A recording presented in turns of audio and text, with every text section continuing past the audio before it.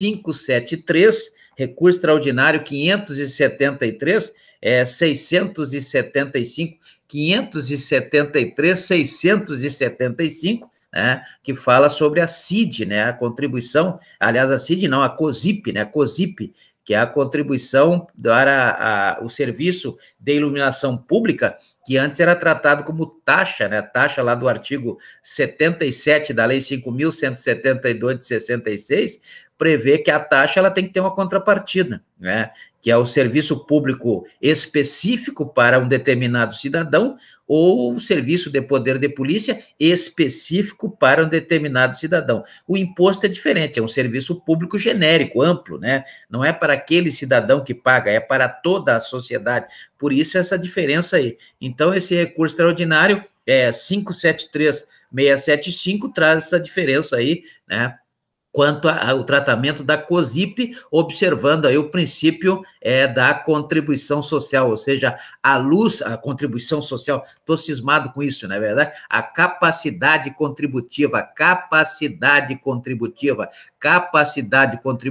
do artigo 145, parágrafo 1º da Constituição Federal, né? E, na verdade, a capacidade contributiva, primeiro, ela deve se dar nos impostos de caráter pessoal, né, e na tributação direta, em princípio, né, existe, claro, toda a regra existe aí as boas exceções, não é verdade? Toda a regra traz as boas exceções. Então, essa é a questão do princípio da capacidade contributiva na tributação direta. Quem ganha mais, paga mais, né? Quem ganha menos, paga menos. O outro princípio importante é o princípio da isonomia, ou chamada igualdade, né? É previsto lá na Constituição Federal, no artigo 150, inciso 2º da Constituição Federal, artigo 150, inciso 2º da Constituição Federal, trata, na verdade, ou em verdade, de uma regra, né? Uma regra que veda tanto a União, quanto os estados, quanto o Distrito Federal, quanto os municípios, enfim, todos aqueles entes que compõem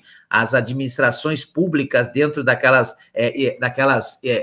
divisões, né, que criadas pela organização político-administrativa, conforme prevê em esferas do artigo 18 da Constituição Federal, ou seja, administração pública federal, administração pública estadual, administração pública distrital e também administração pública municipal, né? Então, elas são vedadas aí pelo princípio da isonomia, conforme prevê o artigo 150, inciso 2º da Constituição Federal, de instituírem tratamento desigual entre contribuintes ou responsáveis que se encontrem em situação equivalente. Então, veja que existe aí essa vedação, o tratamento tem que ser igual. Aqueles que estão no mesmo barco têm que ter um tratamento igual. Quem está em barco diferente tem que ter um tratamento desigual, né? Olha a ideia aí de Aristóteles, não é verdade? Então, na verdade, esse princípio da isonomia ou da igualdade, ele impede qualquer distinção em razão da ocupação profissional ou função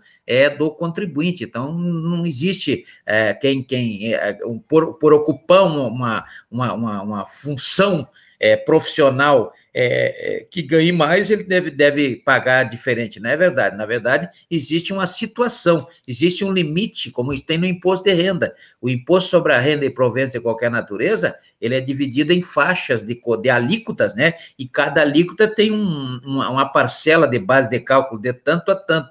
Então, são várias faixas de alíquota, e cada alíquota vai demandar um valor, uma faixa de valor quanto à base de cálculo. Então, vejam que, na verdade, essa determinação, né, independe da denominação jurídica dos rendimentos. Então, importa o montante. Então, ganhou tanto, está enquadrado na determinada faixa, vai contribuir com tanto, com a alíquota de tantos por cento, não é verdade? Então, veja que seja lá a classificação, a determinação quanto à denominação jurídica, seja dos rendimentos, dos títulos, ou mesmo dos direitos, né? Vai receber um direito, por exemplo, vai receber, vamos dizer, um precatório, né? Um precatório lá do artigo 100 da Constituição Federal, ou vai receber uma requisição de pequeno valor, né, do artigo 100, parágrafo 3º, e a resolução 127 de 2007, aqui do Estado, do Tribunal de Justiça do Estado do Acre, é um direito que ele vai receber, ele não pode,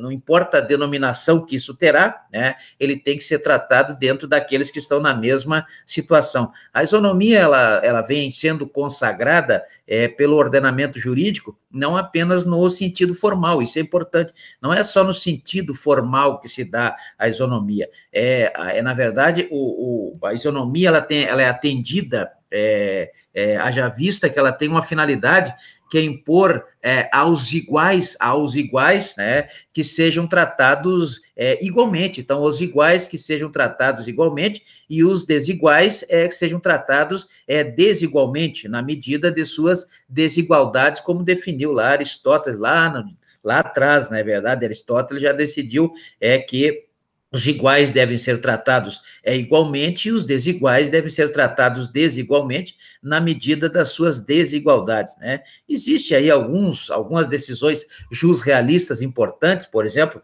temos aí a questão da ação direta da inconstitucionalidade 4.254, né, que trouxe aí uns valores, a possibilidade de isenção na Zona Franca de Manaus, né, Zona Franca de Manaus, que é regulamentada pelo Decreto-Lei 288 de 67, né, tem lá a questão da não colocar, quando vende um carro, por exemplo, dentro da Zona de Franca de Manaus, né, não colocar o PIS, não colocar o PASEP, não colocar a COFINS, né, o PIS da Lei Complementar número 70, o PASEP da Lei Complementar número 80, né, aliás, número 7, o PIS é da Lei Complementar número 7, o PASEP é da Lei Complementar número 8, né, e a COFINS, que é a Contribuição para o Financiamento da Seguridade Social, da Lei Complementar número 70. Enfim, são contribuições sociais. Todas elas são contribuições sociais. Contribuição social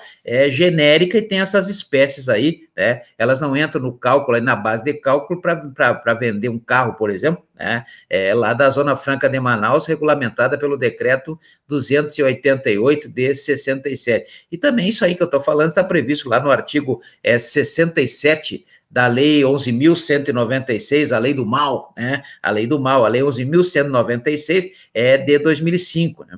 Tem outra situação também, que é a ação direta de inconstitucionalidade 3260, quanto à isenção, por exemplo, do Ministério Público, quanto a pagar as custas judiciais, né, conforme prevê a Lei 1422 de 2001 aqui do Estado do Acre, Lei 1422 de 2001 aqui do Estado do Acre, cuida exatamente dessa questão dos emolumentos, né, também os cartórios, né, os cartórios do artigo 236 da Constituição Federal, da Lei 8935 de 94, então o Ministério Público ele é, na verdade, livrado de pagar isso aí, ele tem isenção para pagar essas custas para os cartórios, aí o serviço extrajudicial, né, o serviço extrajudicial, então, isso está previsto também nessa ADIM 3.260, e não há uma desigualdade nisso, não há um tratamento desigual em função disso, então está dentro daquilo que prescreve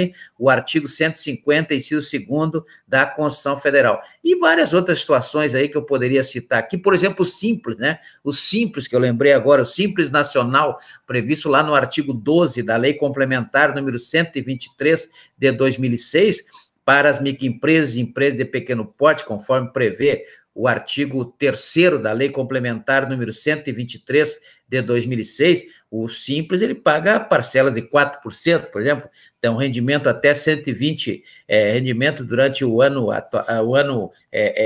que passou, né, na verdade, o ano calendário, como se chama, de até 120, ele vai pagar aí 4%, 4,5%, dependendo da atividade, é o que está previsto lá no artigo 12 da lei, todos aqueles 8 tributos previstos no artigo 13 da Lei Complementar 123 de 2006, tem aí uma facilidade. Então, isso está lá no entendimento do STF, que homologou isso, corroborou com isso, está no recurso extraordinário, 476-106, 476-106, 476-106, o recurso extraordinário, onde o STF entendeu que não há, no caso do Simples Nacional, isso cai muito em concurso, né? No caso do Simples Nacional, não há violação ao princípio da isonomia ou da igualdade previsto no artigo 150, inciso 2º da Constituição Federal. Artigo 150, inciso 2º da Constituição Federal.